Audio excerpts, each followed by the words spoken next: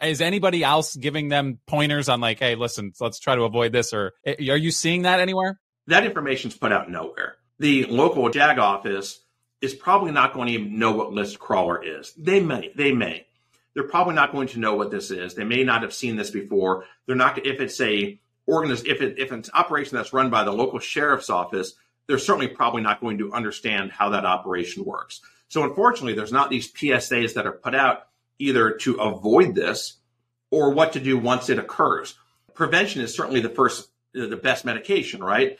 And so if you can just get to service members, and I know they should be doing it anyways. Well, you shouldn't drive above the speed limit anyways, but people do it routinely.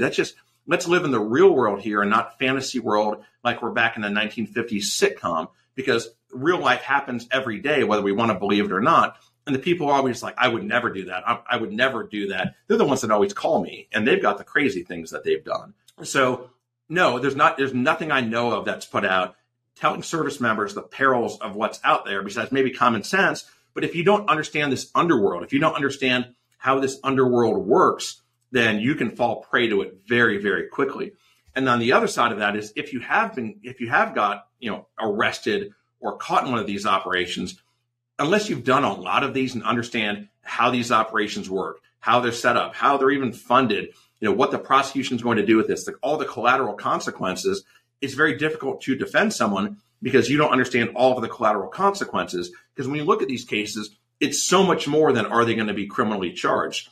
It's security clearance, it's adverse administrative action, it's the flag, it is the GOMAR, all of the ways the military can destroy a career short of a court-martial. That's what we're typically dealing with this. Now, the sting operations that involve a minor, the to catch a predator sting operations, that's a whole nother level because those are going to go to court-martial. Those are going to go to typically a general court-martial. They're a whole different beast, so to speak. But these lower-level prostitution operations that we're seeing on list crawler across the United States, they're typically not going to a court-martial.